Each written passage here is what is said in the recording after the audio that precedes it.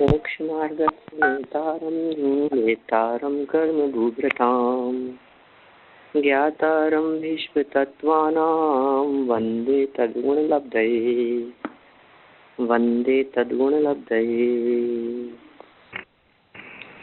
तत्वार्थ सूत्र की यह तत्वार्थ राजवार्तिक नामक टीका है और इस टीका के आधार पे 5 शरीरों के संदर्भ में अपनी चर्चा चल रही थी।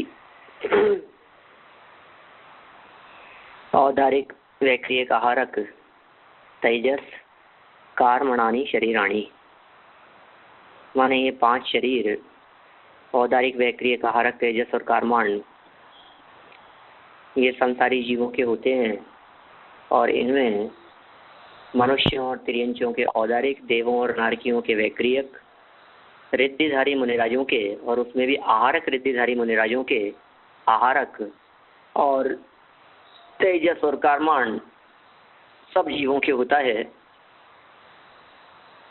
अभी इसका जो एक क्रम बतलाया गया है, औदारिक के बाद में वैक्रियक, वैक्रियक के बाद में आहारक, तेजस, कारमान, इस क्रम के पीछे क्या हेतु है,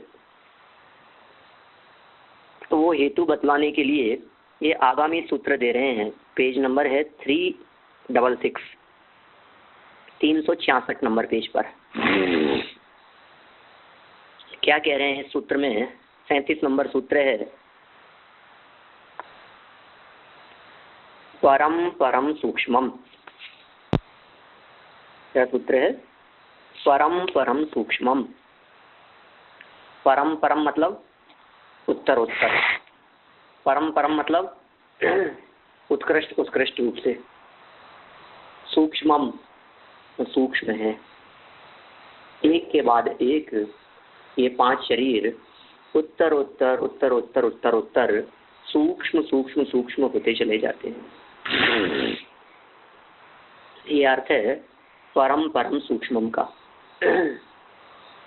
देखिए नीचे लिखा है, आगे आगे के शरीर सूक्ष्म हैं। मतलब जैसे जैसे शरीर आगे बढ़ता चला जाता है वैसे वैसे सूक्ष्मता उसमें आती चली जाती है। औदारिक से वैक्रियक, वैक्रियक से आहारक, ठीक है ना, तेजस, कारमान, इन सब में और कौन कितना सूक्ष्म है तो ये बात आगे बतलाएंगे। देखिए आप यहाँ 1-2 नंबर के पॉइंट में लिखा है, पर शब्द के व्यवस्था, भिन्न, प्रधान, इष्ट आदि अनेक अर्थ हैं, पर यहाँ व्यवस्था अर्थ विवक्षित है। संज्ञा, लक्षण, आकार, प्रयोजन आदि की दृष्टि से परस्पर विभिन्न शरीरों का सूक्ष्मता के विचार से पर शब्द का दीप्सा अर्थ में 2 बार निर्देश किया है। मैंने सूक्ष्मता के अर्थ में है। कुल मिलाकर के ये बात अपने को समझने योग्य है। परम परम सूक्ष्मम, उत्कृष्ट उत्कृष्ट रूप से ये सब आगे आगे सूक्ष्म होते चले गए हैं। तो फिर सूक्ष्म होते गए हैं तो फिर इसमें परमाणु कम होते गए होंगे, यही होगा और क्या है। सूक्ष्म का अर्थ क्या है? सूक्ष्म माने धीरे धीरे परमाणु कम होते जाएंगे। तो कहा नहीं नहीं नहीं, ऐसा नहीं है। प्रदेश तो असंख्येय गुणम प्राक तेजसात्। आगामी सूत्र है, प्रदेश तो असंख्येय गुणम प्राक तेजसात्। प्रदेश तो माने प्रदेश, असंख्येय गुणम, असंख्यात गुना है, प्राक तेजसात् माने प्राक माने पहले पहले, तेजसात् मतलब तेजस शरीर तक, माने औदारिक, वैक्रियक, आहारक और तेजस तक इनके प्रदेश, प्रदेश मतलब परमाणुओं की संख्या। एक जो भी परमाणु होते हैं वे सब परमाणु एक प्रदेशी होते हैं नियम से। सारे परमाणु एक प्रदेशी ही हैं। उद्गल द्रव्य एक प्रदेशी है क्योंकि परमाणु उसका असली रूप है। अब परमाणुओं की संख्या असंख्यात असंख्यात गुना बढ़ती चली जाती है। क्या गजब बात कहना चाह रहे हैं। हमारा शरीर इतना स्थूल दिखाई देता है, औदारिक शरीर, और वैक्रियक शरीर इतना सूक्ष्म है कि वो वैक्रियक शरीर दीवार में से भी निकल जावे। दरवाजा बंद हो, दीवार हो चारों तरफ, और तो और वज्र की दीवार हो, तब भी वो औदारिक शरीर से जो सूक्ष्म है वैक्रियक शरीर वो निकल जाता है, पार हो जाता है। हमें लगता है वैक्रियक शरीर यदि सूक्ष्म है और दीवार में से भी निकल जाता है तो फिर अपने जितने परमाणु थोड़ी ना होंगे, उसमें परमाणुओं की संख्या कम होगी। ये कह रहे हैं कि नहीं नहीं, सूक्ष्मता तो बहुत है लेकिन परमाणुओं की संख्या भी बहुत ज्यादा है। माने परमाणुओं की संख्या अधिक होने पर भी वे परमाणु सूक्ष्म रीति से परिणमन करते हैं, ऐसा हो रहा है। प्रदेश तो असंख्येय गुणम प्राक तेजसात, तेजस शरीर तक असंख्यात गुणे प्रदेश वाले हैं। देखिए फिर 1 से 5 की चर्चा करते हैं आगे। पंडित जी, हाँ, जो ये परमाणु है 7 गुणे है, लेकिन वो स्कंद रूप होएगा ना? हाँ, असंख्यात गुणे हैं, वो बंध रूप है, शरीर रूप है, स्कंद स्कंद रूप है, बिल्कुल स्कंद रूप है। फिर क्यों नहीं दिखाई देता है इतना? वो परमाणु सूक्ष्म नहीं, स्कंद रूप होते हुए भी वो परमाणु सूक्ष्म रूप से परिवर्तन कर रहा है, इसलिए टकराता भी नहीं है। संकोच विस्तार का उसमें होता है क्या चीज? संकोच और विस्तार का कैपेबिलिटी होती है वहाँ पर? नहीं, यहाँ संकोच विस्तार वाली बात नहीं है। यहाँ पर एक्चुअल में यहाँ तो सिर्फ इतनी बात कहना चाहते हैं कि वो परमाणु सूक्ष्म है, संख्या अधिक है, संख्या ज्यादा हो लेकिन उनके परमाणुओं का परिणमन सूक्ष्म रीति से हो, ऐसी व्यवस्था है। और सूक्ष्म रीति से परिणमन होता है, इसका मतलब ये है कि वो किसी से रोकते नहीं है, किसी को रुकते नहीं है, बाधा उत्पन्न नहीं करते, निराबाध वो वैक्रियक शरीर वाले इधर उधर विचरण करने में समर्थ हैं। हाँ जी। ऐसा नहीं होता है किसी व्यक्ति में का वजन बहुत ज्यादा हो लेकिन ताकत बहुत कम हो। हाँ, मोटा तगड़ा बहुत दिखाई दे रहा है लेकिन ताकत नहीं है बिल्कुल भी। हाँ, होता है। तो ऐसी परस्पर विरोधी बातें हो जाती है ना। हाँ। तो ऐसी संख्या बहुत ज्यादा है, क्वांटिटी बहुत ज्यादा है लेकिन सूक्ष्म है। बरोबर। और इसको दूसरे प्रकार से बतलाऊं, जैसे क्वांटिटी नोटों की बढ़े, डॉलर की बढ़े, क्वांटिटी मतलब वो वैल्यू उसकी बढ़ रही है और लेकिन उसकी वो कम होवे, संख्या कम हो, या संख्या ज्यादा हो और वैल्यू कम हो। बड़े नोट हैं और छोटे नोट हैं, कॉइन है, उससे फर्क पड़ता है ना। मैंने भी ऐसा सुना, हमारे यहाँ आरबीआई ने 1000 का कॉइन लॉन्च किया है,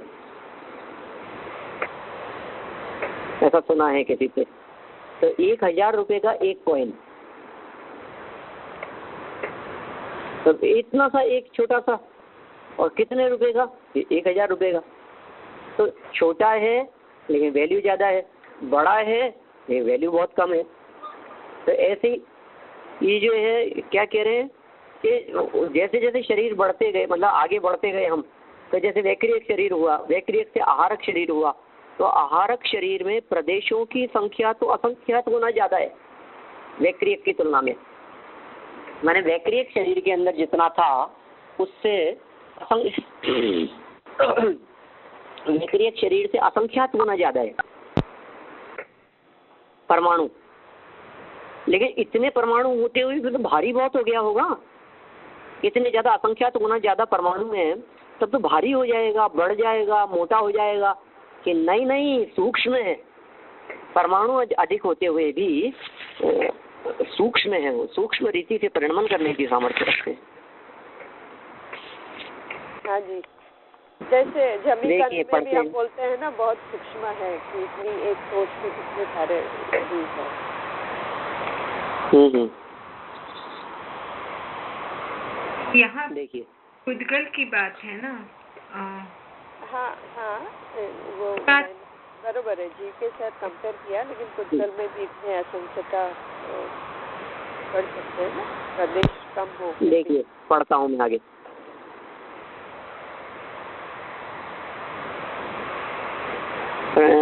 एक से 5 प्रदेश अर्थात परमाणु, परमाणुओं से ही आकाश आदि का क्षेत्र विभाग किया जाता है। पूर्व सूत्र में माने पिछले सूत्र में परम परम की अनुवृत्ति होती है, अतः मर्यादा बांधने के लिए प्राक तेजसात यह स्पष्ट निर्देश किया है। माने परम परम सूक्ष्म जो कहा था ना, उत्तर उत्तर सूक्ष्म है, तो बस प्रदेश तो असंख्य गुणम इतना कह देते, तो कहा नहीं, आगे सारे असंख्यात गुणे ही नहीं है। असंख्यात गुणेपन की मर्यादा बतलाने के लिए प्राक तेजसात शब्द का प्रयोग किया है।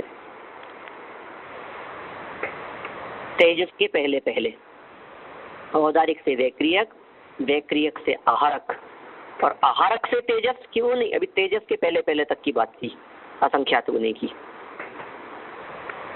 देखिए प्रदेशों की दृष्टि से पल्य के असंख्येय भाग से गुणित होने पर भी इन शरीरों का अवगाह क्षेत्र कम ही होता है। क्या कह रहे हैं? प्रदेशों की दृष्टि से पल्ले के असंख्यातवें भाग से गुणित होने पर भी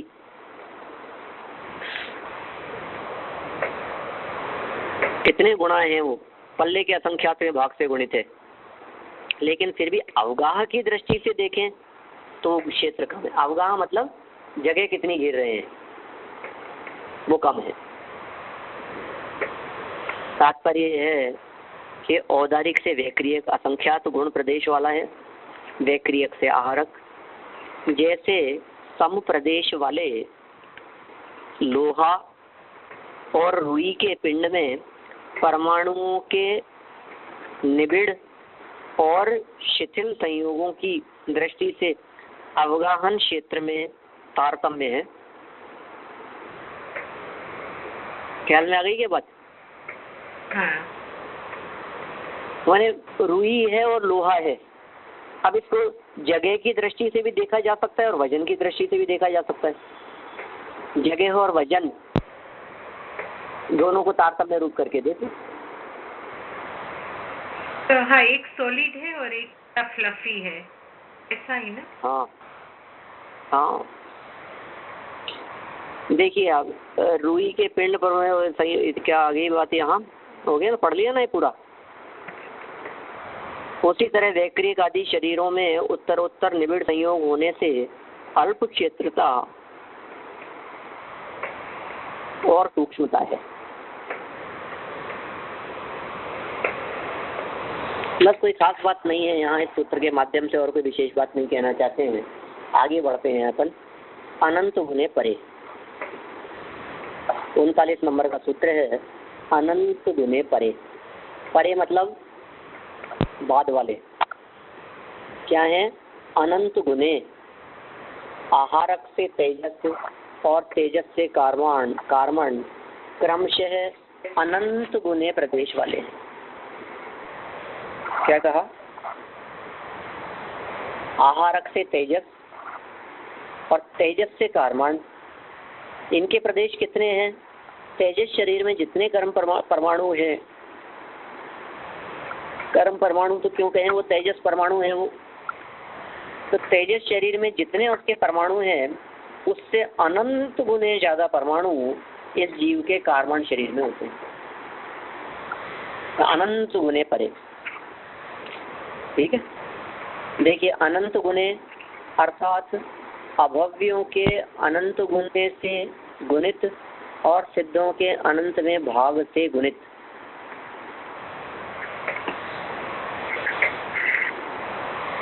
अनंत के अनंत ही विकल्प होते हैं। हमने पहले कई बार इसके बारे में बात की है कि अनंत के अनंत विकल्प होते हैं, अतः उत्तर उत्तर अनंत गुना समझनी चाहिए। पूर्व सूत्र से परम परम की अनुवृत्ति होती है, अतः आहारक से तेजस अनंत गुना और तेजस से कार्बन अनंत गुना समझना चाहिए। अब पांचों शरीरों का स्पष्ट हो गई बात हमारे को। औदारिक से वैक्रियक कितने हैं? असंख्यात गुने परमाणु। वैक्रियक से आहारक कितने हैं? असंख्यात गुने परमाणु। आहारक से तेजस के परमाणु कितने हैं? क्या असंख्यात नहीं, अनंत गुने। और इससे और आगे बढ़कर के यदि हम बात करें, तेजस से कार्बन के परमाणु कितने हैं? तो असंख्यात नहीं, अनंत गुने, वो भी अनंत गुने हैं। देखिए 3 से 5 पर तो कार्बन हुआ और तेजस अपर हुआ, अतः परा परे यह पद रखना चाहिए। शंकाकार की शंका है। अनंत गुने परे, इसकी व्याख्या कर रहे हैं ना, अनंत गुने परे। तो ये कह रहे अनंत गुने परे कैसे कह रहे हो आप? अकेला परे कहने से कैसे काम चलेगा? पर तो वही है सिर्फ कार्बन। पर मतलब उत्कृष्ट, या पर मतलब अंतिम, या पर मतलब चरम पर जो है, ऐसे कहते हैं पर। तो कहते हैं परे, अनंत गुने परे। परे मतलब कार्बन शरीर, और परे के साथ में इनको अपरे भी देना चाहिए था तेजस को शामिल करने के लिए। पर तो कार्बन हो गया और अपर तेजस हो गया। ये क्या कहना चाह रहे हैं आपको? हुआ नहीं, ये तो बैठ नहीं रही है बात। देखो समाधान, शब्दोच्चारण की दृष्टि से यहाँ पर व्यवहार अपेक्षित नहीं है, किंतु ज्ञान की दृष्टि से विवक्षित है। ठीक है ना? शब्दोच्चार की दृष्टि से ये कोई विवक्षित नहीं है, ये ज्ञान की दृष्टि से है ये बात। बुद्धि में आहारक से आगे रखे गए तेजस और कार्बन दोनों ही पर कहे जाते हैं। बोलो, पर शब्द का अर्थ अंतिम, क्या पर शब्द का अर्थ हो गया अंतिम। अब जो अंतिम अर्थ किया वो अंतिम क्या? तेजस और कार्बन, वही अंतिम है। अब आहारक की दृष्टि से क्यों नहीं देख रहे हो? आहारक की दृष्टि से देखेंगे तो वे दोनों ही अंतिम है, पर कहे जाते हैं। जैसे पटना से मथुरा परे है, यहाँ काशी आदि देशों का व्यवधान होने पर भी व्यवहित मथुरा में पर शब्द का प्रयोग हो जाता है। उसी तरह आहारक से पर तेजस और तेजस से पर कार्बन में भी पर शब्द का प्रयोग उचित है। मैंने यहाँ परे शब्द के संदर्भ में इन्होंने थोड़ी सी शंका उठाई कि ये पर शब्द का प्रयोग क्यों किया गया है, और उसका स्पष्टीकरण करते हुए कह दिया कि वो भाई पर शब्द का प्रयोग तेजस और कार्बन दोनों के लिए है, शंका करना उचित नहीं है। यद्यपि तेजस और कार्बन में परमाणु अधिक हैं, फिर भी उनका अति सघन संयोग और सूक्ष्म परिणमन होने से इंद्रियों के द्वारा उपलब्धि नहीं हो सकती। तेजस और कार्बन शरीर इंद्रियों के माध्यम से नहीं दिखते। यही कारण तो है कि लोगों को पुनर्जन्म समझ में नहीं आता। नहीं तो आत्मा यदि निकल करके जाने लग जाए तेजस कार्बन शरीर के साथ में, तो हर व्यक्ति समझ लेगा कि हाँ भाई कहीं न कहीं जा रहा है, पुनर्जन्म होता है। लेकिन पुनर्जन्म तो होता नहीं है, ऐसा समझते हैं लोग, क्योंकि उनको दिखता तो है नहीं।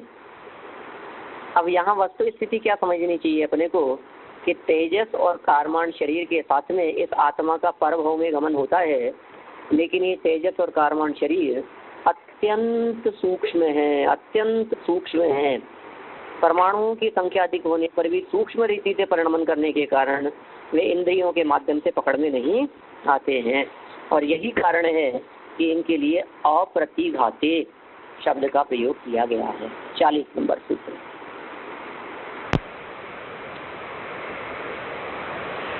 क्या कहा है?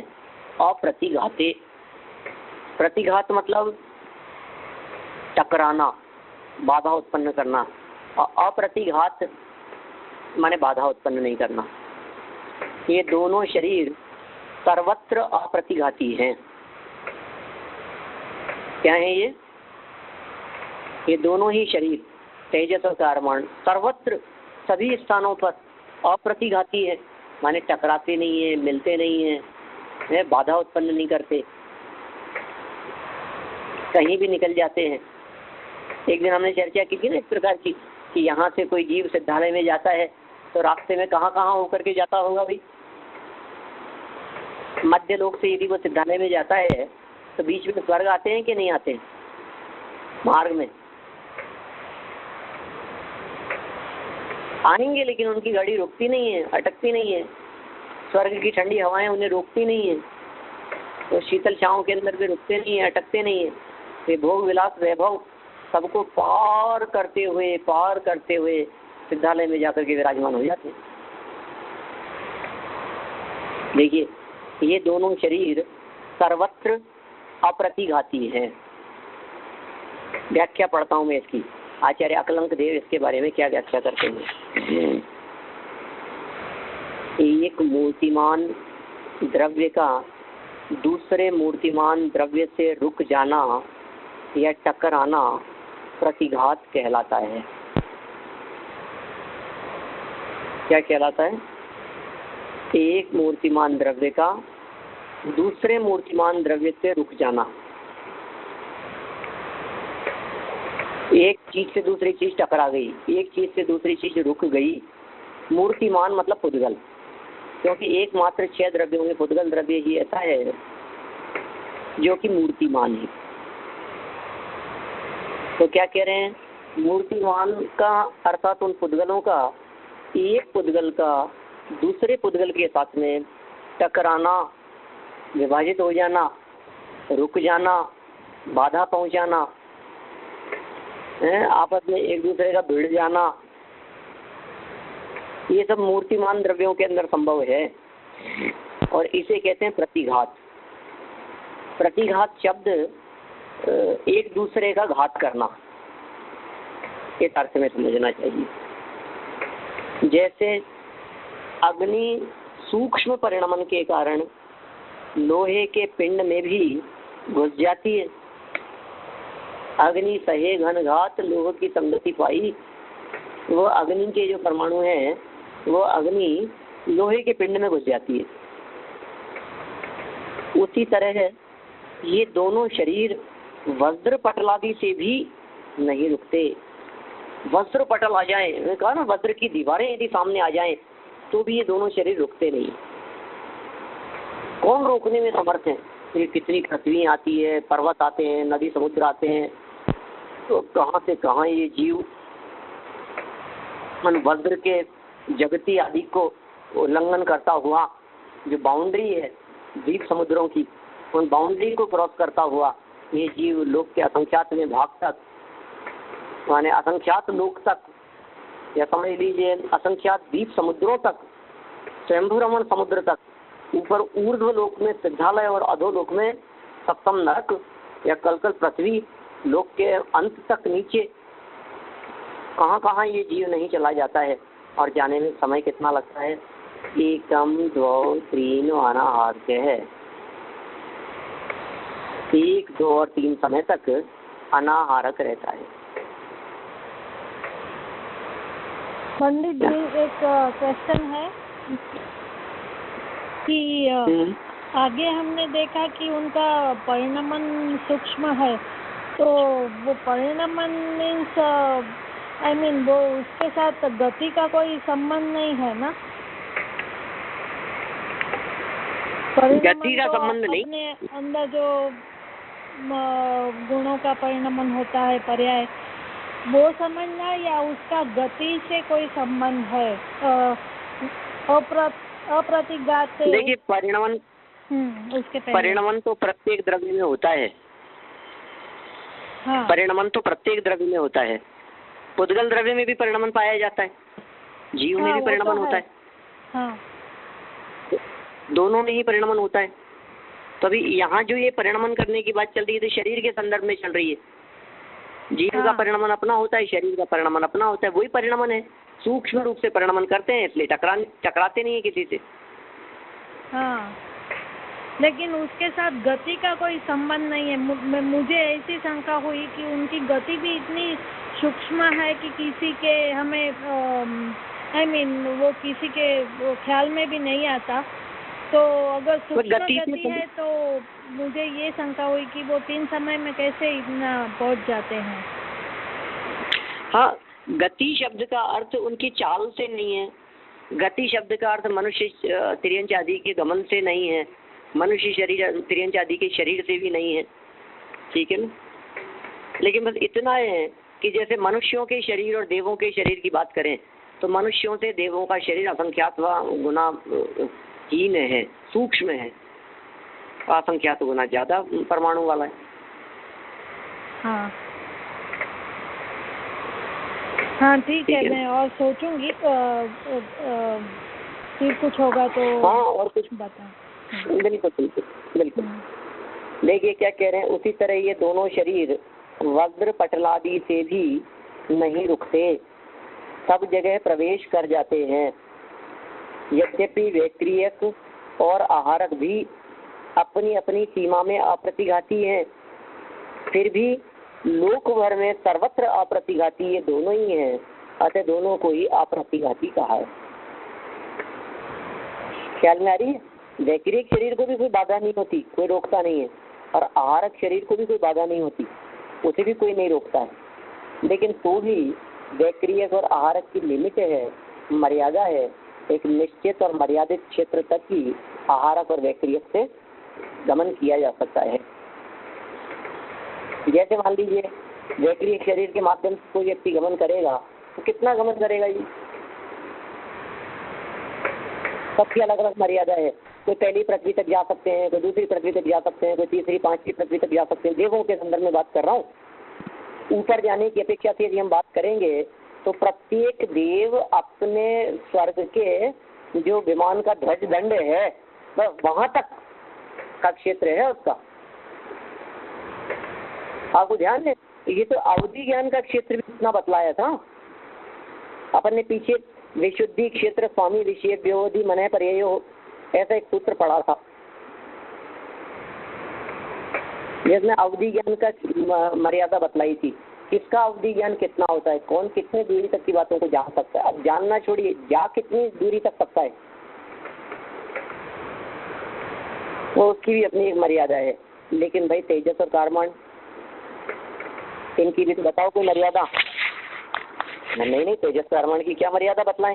तेजस कारमान की तो कोई मर्यादा नहीं है, क्योंकि तेजस और कारमान शरीर के साथ में तो यह जीव तीनों लोगों के 343 धनराशियों में से किसी भी प्रदेश पर जाकर के जन्म ले सकता है, कहीं भी जाए तीनों लोगों में। घाटी भी उसके पास रहते हैं। किसमें? लोक में भी तेजस और कारमान शरीर रहते हैं। तेजस और कारमान किसके रहते हैं? सिद्धालय में। सिद्धालय में नहीं रहते, सिद्धालय में रहने वाले निगोदीय जीवों के रहते हैं। अच्छा, और ये कारमान और तेजस जब शरीर होता है तब उनको निकलने से या कहीं जाने से कौन रोकता है, कैसे रुकते हैं? तेजस और कारमान शरीर को तो जाने से कोई नहीं रोकता है, सर्वत्र गमन कर सकता नहीं है ना। अब अगर आप अब जब तक अपने शरीर में हैं तब तक वो थोड़ी कहीं जा रहे हैं।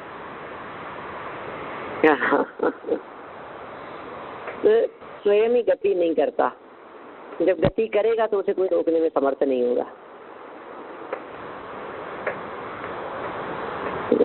क्योंकि इसमें विकल्प करने वाला तो कोई है नहीं कि मैं गमन करूं कि नहीं करूं। 3 लोक 3 काल में आज तक कभी किसी जीव को तेजस और कारमान शरीर के संदर्भ में इस प्रकार का विकल्प खड़ा नहीं हुआ,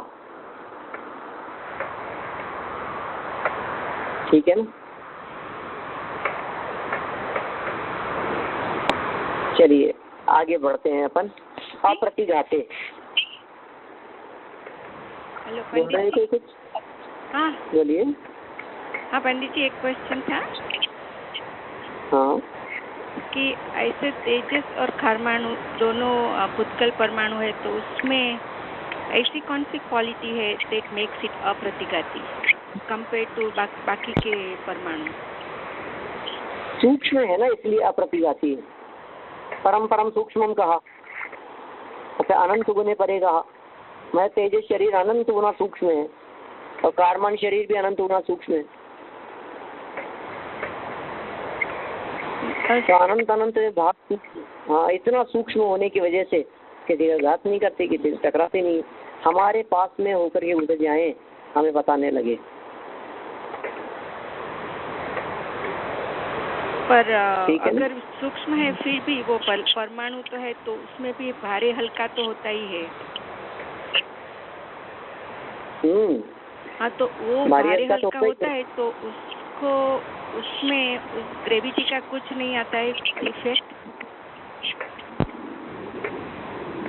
नहीं, ऐसा कुछ भी नहीं है।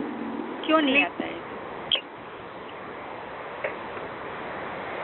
इतना वजन नहीं है ना, हल्का है ना वो बहुत, लेकिन इतना भी हल्का नहीं है कि वो उड़ ही जाए, गायब भी हो जाए, है ना। सूक्ष्म का प्रकार टाइप के, आवाज कट रही है आपकी। सूक्ष्म के भी प्रकार होंगे ना, कितने है, कितने टाइप?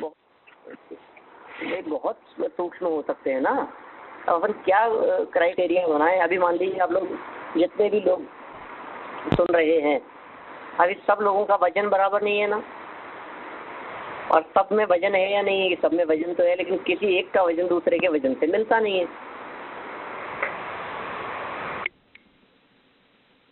ठीक है ना। सबका अपना अपना वजन है, सबकी अपनी अपनी सूक्ष्मता का मापदंड है। ये अप्रतिघाते, घात नहीं करता, बस अपने को तो ये महत्वपूर्ण बात है, घात नहीं करता, ये इम्पोर्टेंट बात है, तो ध्यान रखने योग्य। देखिए, जैसे अग्नि सूक्ष्म परिणमन के कारण लोगों के पिंड में घुस जाती है, उसी तरह ये दोनों शरीर वज्र पटलादि से भी नहीं रुकते। जब सब जगह प्रवेश कर जाते हैं, यद्यपि वैक्रियक और आहारक भी अपनी अपनी सीमा में अप्रतिघाती ही है, अपनी सीमा में रहकर के, फिर भी लोक भर में सर्वत्र अप्रतिघाती ये दोनों ही हैं। अतः दोनों को ही अप्रतिघाती कहा है, ठीक है ना। अप्रतिघाती कहने के पीछे क्या हेतु है? फिर अनादि संबंधे च,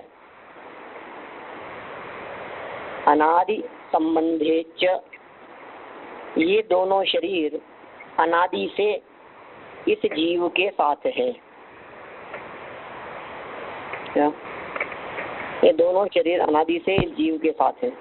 अनादि संबंधे च, इसका अर्थ है जय माने तो और होता है, और अनादि संबंधे, अनादि काल से इनका संबंध देखा जाता है। किनका संबंध देखा जाता है कि बताओ, पहले चर्चा किसकी चल रही थी पीछे? कि पीछे तो चर्चा चल रही थी अनंत गुणे परे, अप्रतिघाते। तो अप्रतिघात किसका होता है? जो अनंत गुणे है। कि अनंत गुणे कौन है? जो पर है। कि पर शब्द का क्या अर्थ किया था? कि पर शब्द का अर्थ किया था तेजस और कारमान। तेजस और कारमान ये दोनों पर है, और परम परम सूक्ष्मम, ये सूक्ष्म भी है, अप्रतिघाते, ये किसी का घात करने में भी समर्थ नहीं है, और अनादि संबंधी है, ये परस्पर में अनादिकालीन संबंध को प्राप्त है जीव के साथ में। मैंने जीव के साथ में इनका संबंध कोई नया नहीं है, कर्मों के साथ का संबंध। लेकिन सच बताएं, कर्मों के साथ का संबंध नया तो नहीं है, लेकिन आत्मा में कोई भी कर्म ऐसा नहीं है जो 70 कोड़ा कोड़ी सागर से पुराना हो। बतलाइए, आप भी बतलाइए, सोचिए, क्या आत्मा में ऐसा कोई कर्म हो सकता है?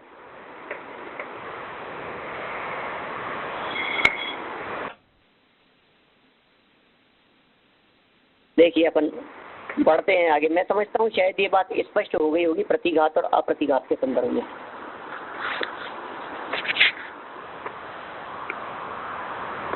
हाँ जी। जैसे वृक्ष से बीज और बीज से वृक्ष, इस प्रकार संतति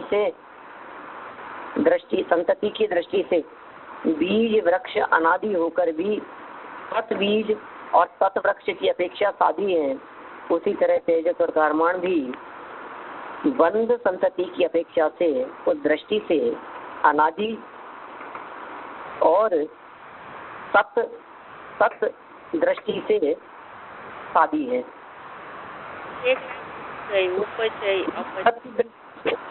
हाँ जी, एक लाइन छूट गई, उपचय अपचय की दृष्टि,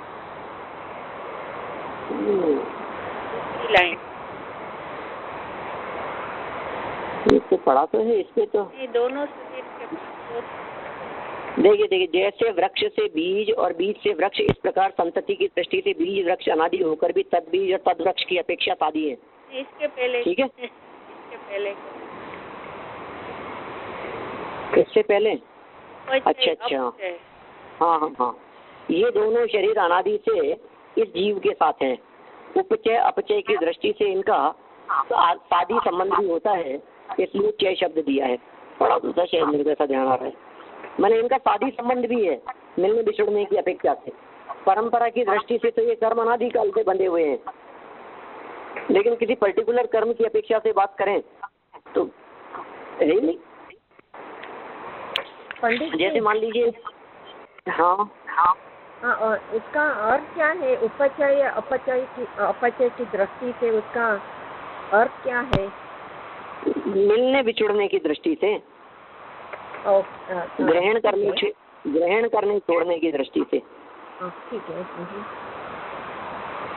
देखिए ऐसा है, जैसे हम कल परसों की बात है, शायद ऐसी बात हुई थी कि हमने पूछा किसी बस वाले से कि आपकी बस जो जयपुर से लेकर के यहाँ तक चलती है दिल्ली तक, या समझिए जो आपकी जो सिटी बस है, ये सिटी के अंदर एक कोने से लेकर दूसरे कोने तक चलती है, तो इस बस में कितने लोग बैठ जाते हैं, कितनी कैपेसिटी है इस बस की,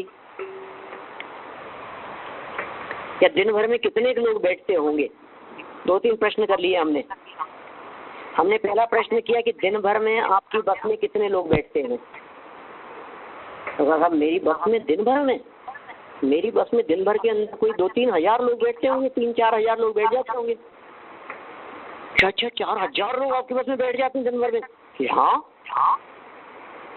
तो आपकी बस की कैपेसिटी कितनी है? कि बस की कैपेसिटी है 40 लोगों की। फिर क्या बात कर रहे हो, 40 लोगों की कैपेसिटी और 4,000 लोग बैठ जाते हैं बस में?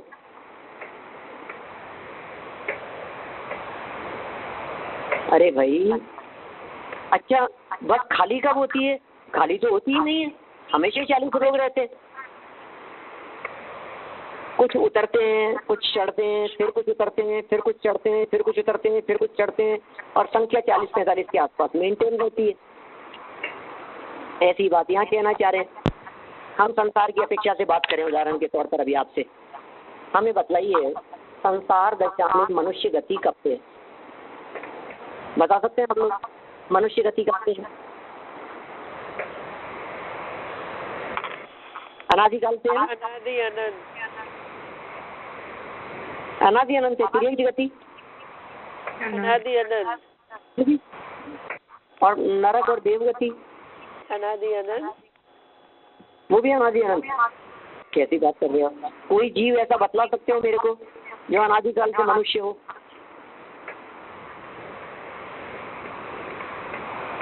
हाँ, वो तो नहीं बतला सकते, उसका चेंज कोई नहीं सकता ना। हाँ। कोई जीव, अच्छा जितने मनुष्य हैं ये सारे के सारे मनुष्य कितने पुराने हैं? 100-150 साल पुराने होंगे जितने भी हैं। कोई मनुष्य आपको ऐसा दिखता है जो 150 साल से पहले पुराना हो? अभी अपने यहाँ मनुष्य गति की बात कर रहा हूँ, 7 अरब लोगों में। हाँ, ये काल में तो हाँ, यहाँ पर नहीं है। 150 ईयर्स से पुराना कोई भी व्यक्ति इस धरातल पर वर्तमान में नहीं है। नहीं है ना? हाँ साहब, कोई भी नहीं है। तो फिर मैं आपसे पूछता हूँ कि 150 वर्ष पहले तो इस धरातल पर कोई भी मनुष्य नहीं होगा? ऐसा कैसे बात कर रहे हो? दूसरे थे माने ये संख्या इतनी अरबों खरबों के अंदर मेंटेन रहती है। लोग यहाँ से मरते जाते हैं, मर के दूसरी गतियों में चले जाते हैं, दूसरी गतियों से यहाँ आते हैं, यहाँ से कहीं और चले जाते हैं। इस प्रकार से व्यवस्था बनती रहती है, इस प्रकार से व्यवस्था चलती रहती है। इस प्रकार का वस्तु स्वरूप है। ठीक है ना। इसी तरह से यहाँ अनादि संबंध से शब्द का प्रयोग किया। फिर अब अनादि संबंध से ये कहकर क्या कहना चाहते हैं? तो संतति की अपेक्षा से कहना चाहते हैं। व्यक्ति की अपेक्षा से यदि आप बात करोगे तो फिर अनादि नहीं बन पाएंगे। मनुष्य गति कब से है कि अनादि से। कौन सा व्यक्ति अनादि से है? तो कोई नहीं है। तो व्यक्ति की अपेक्षा से बात करेंगे तो सादी शांत है, लेकिन संतति की अपेक्षा से बात करेंगे, प्रवाह की अपेक्षा से बात करेंगे, प्रवाह क्रम की अपेक्षा से यदि हम बात करते हैं तो फिर वो सादी शांत है। प्रवाह की अपेक्षा से अनादि अनंत है और व्यक्ति की अपेक्षा से सादी शांत है। एक मिनट रमा बहन, आपका अगर प्रश्न हो गया है ना तो आप प्लीज थोड़ा म्यूट कर दीजिए। Thank you. हाँ पंडित। ठीक है, बढ़ेंगे अपन। हाँ देखिए, संतति की अपेक्षा से समझ में आ गया ना। बंद संतति की दृष्टि से अनादि और तत्व दृष्टि से उस परमाणु की व्यक्तिगत दृष्टि से भी बात करें तो सादी है। इस तरह से अनादि संबंधी से सूत्र की चर्चा करते हुए अनादि के साथ साथ सादी की चर्चा भी कर ली गई है। चलिए अंतिम पैराग्राफ इसी सूत्र का। यदि सर्वथा आदिमान माना जाए